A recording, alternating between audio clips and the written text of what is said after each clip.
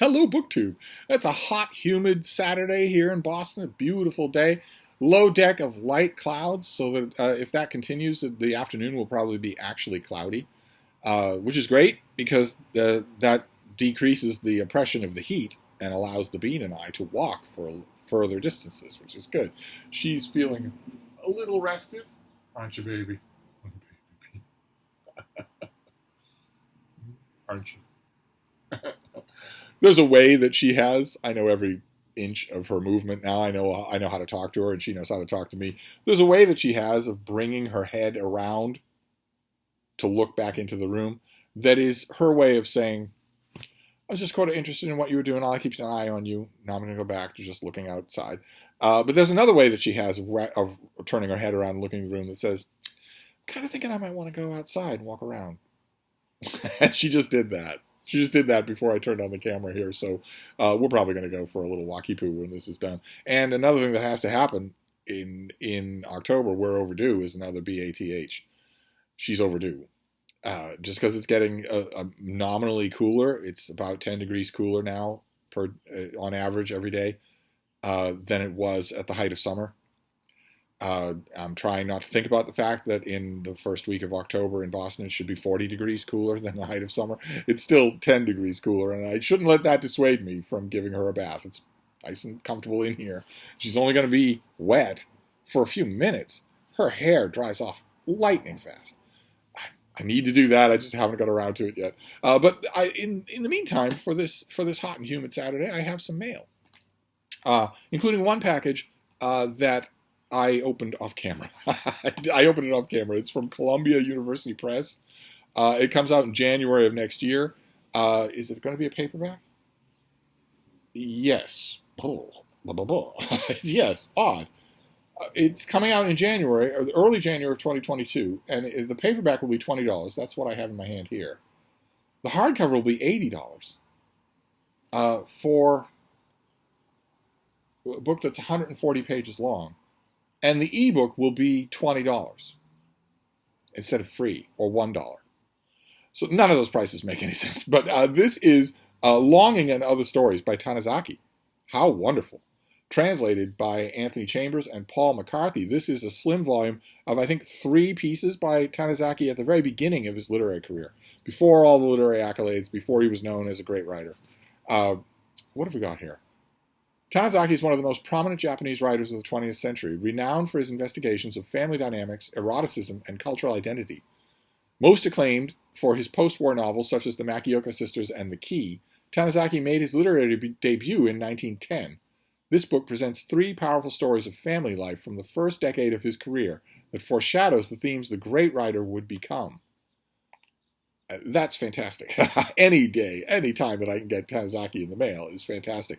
I have an e-book copy of the Makioka Sisters, and I have a beautiful paperback, a vintage paperback of the Makioka Sisters. And I think I have a hardcover collection of other Tanizaki writings, but I don't have anything like all. I would love all. I'm pretty sure that there was an English translation of Tanizaki's nonfiction as well. Book considerations, essays, lyrical and otherwise, that sort of thing, that I don't think I've ever seen at the Brattle, and certainly I don't have I don't have anything but a fraction of this author's work. So very happy to get this. I won't be considering it at all because it's a January release, but I won't be considering it for the rest of this year. But if all goes well, I will be considering it next year. We have another package here, a manila envelope. What have we got here? Nothing in there. What is this? Oh, it's lovely. Whatever it is, what have we got here?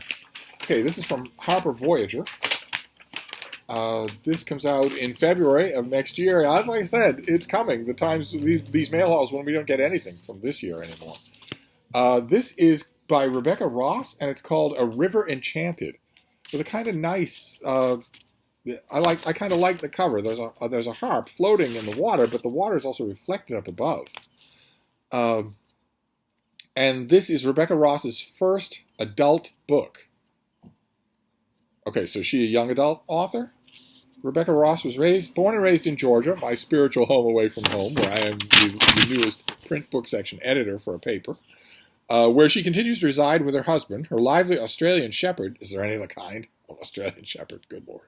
And her endless piles of books. She loves coffee, the night sky, chalk art, maps, the mountains, and growing wildflowers in her yard. And a good story, of course. And she's no mention there in the author bio of why is this called her adult debut? Has she written YA? It doesn't even mention it in here. Okay, well, let's see what we have here for her adult debut. We'll pull readers into the world from its very first page, set on the magical island of Cadence, a grumpy bard and his childhood rival. Okay, all right. The book is set on the magical island of Cadence. The people live there. They aren't set there. They live there. It's just a dangler. That's all. A grumpy bard and his childhood rival team up to discover why girls are going missing from their clan. A River Enchanted is the first in a duology, an immersive fantasy thriller brimming with folk magic and political intrigue, peopled with vivid characters and a slow burn romance. Enchantments run deep on Cadence. Gossip is carried by the wind. The hills can whisk away travelers who dare to go off-road. Plaid shawls can be hard as armor, and the smallest cut of a knife can instill deep fear. The fire, water, earth, and wind spirits rule the island, indifferent to the lives of the humans who call it home. And the enmity between the western Brecken clan and the eastern Tamerlanes is what? Oh, I guess, okay, so the elemental spirits are indifferent to that enmity as well.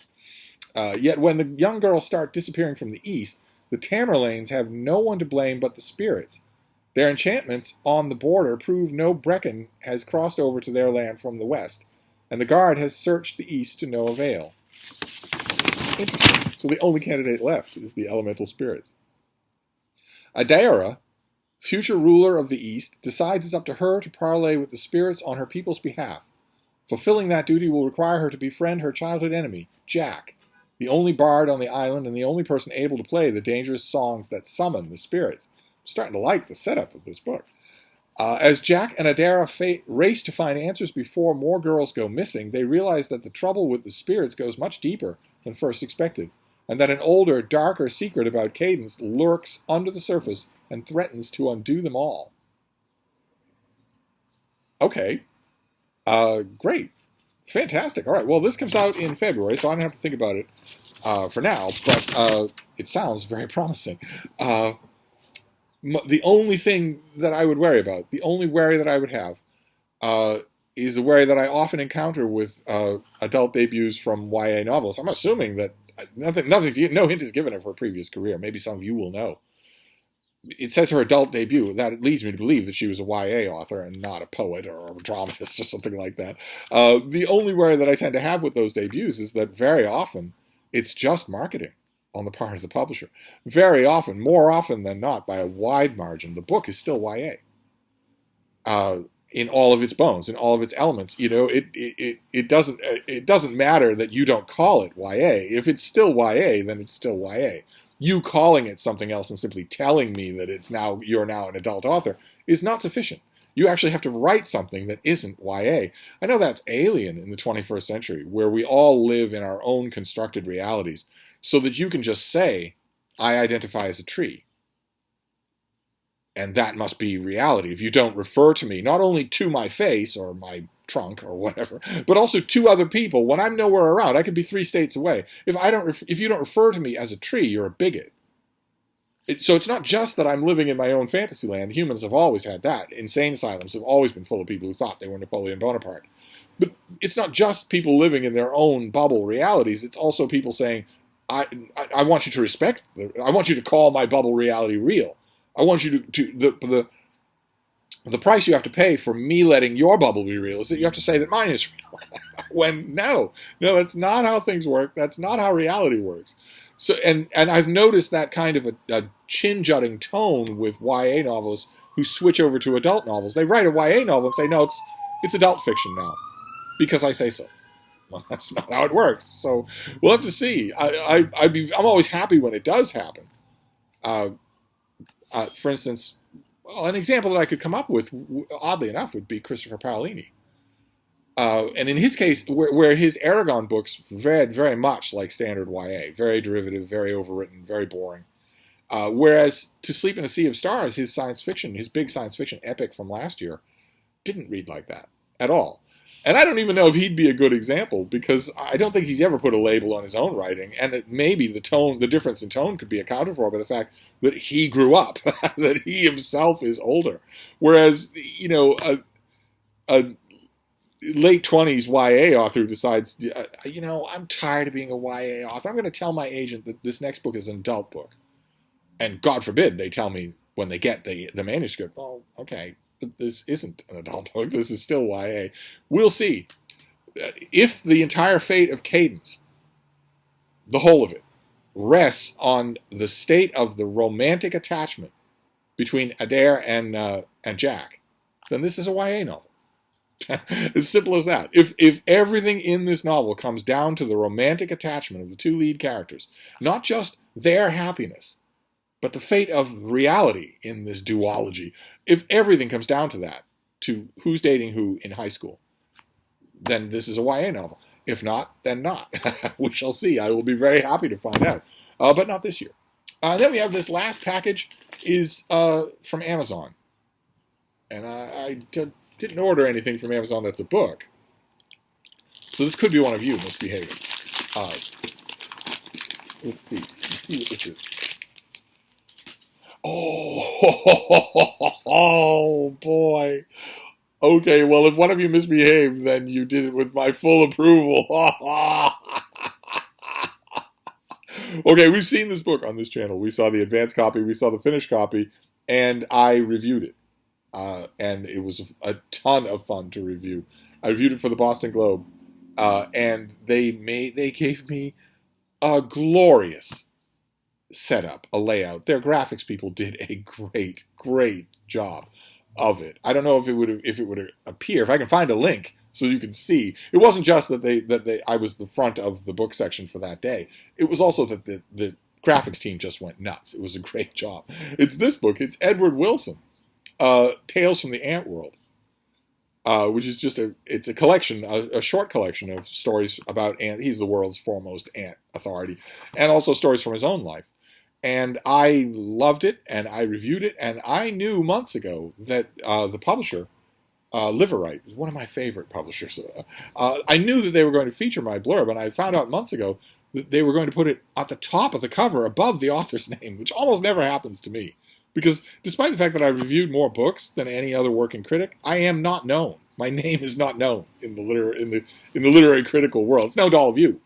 If one of you were wandering in a bookstore and you came across a book and there was a blurb on it by me, that would mean something because you've listened to me endlessly over the years. But the larger literary world, they see a blurb by Ron Charles or a blurb by Dwight Garner or Sam Sachs from the Wall Street Journal, and that means something. Those people get invited to the 92nd Street Y. They get invited to judge literary prizes or whatnot. I don't. I am completely unknown to the literary world. So this is very rare. That's fantastic. Look at that. Right on top of the book in paperback. That is great. Well, okay, this is a violation of rule number 1. One of you sent me a book, but I actually want this book very much so. Very much so. So thank you, whoever you are. This is probably worth a reread.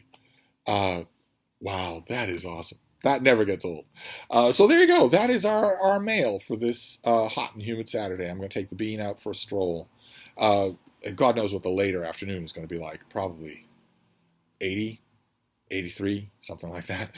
So we have one book that's old that I think came out in paperback this month. Or not this month, but this year. Tales from the Ant World. Highly recommend. I highly recommend Edward Wilson just in general. All his stuff is good. Then 2 books from 2022. A River Enchanted, Rebecca Ross's adult debut, the first book in the 2-book story of an enchanted island, and Longing and Other Stories from Columbia, which it sounds like it's going to be out in paperback in January. You'll be able to get a hardcover if you want, but these are very early stories by Tanizaki, who I love. So fantastic. What a trio of books. One of them has my name on it. And the neat thing about this kind of a blurb is that it always will. This paperback will always have my name on it. The website might change, but this paperback is going to be in bookstores all over the world, and it's going to be used. It's going to be in used bookstores forever, right? I mean, you if you use Bookshop, it happens to me. I'll buy a book that's almost 100 years old. It will have blurbs on it. And I am seeing those names. Someone's going to see my name. That's just incredible. Just amazing. So whoever you are, thank you very much. But nevertheless, don't send me a book. Okay? Don't send me a book. If you're dying for me to have a book through your generosity, simply call the Brattle Bookshop here in Boston and say to whoever picks up the phone, I want to swear out some store credit for Steve. Chances are you won't even need to identify me by last name, but you know my last name if you need to. If you want me to have a book, that's the way to do it. And if you want to give me a gift, then go to that tech cabinet of yours. I know you have one, or a tech box with all pieces of tech, tablets, laptops that you don't use anymore, but that still work. And you know you're never going to go back to using them. Send those to me. Pack them up and send them to me. That's the kind of generosity I'll take from you gladly. But I'm not giving this back. That is just awesome. So anyway, I'm going to wrap this up, but I'll be back. Thank you, BookTube.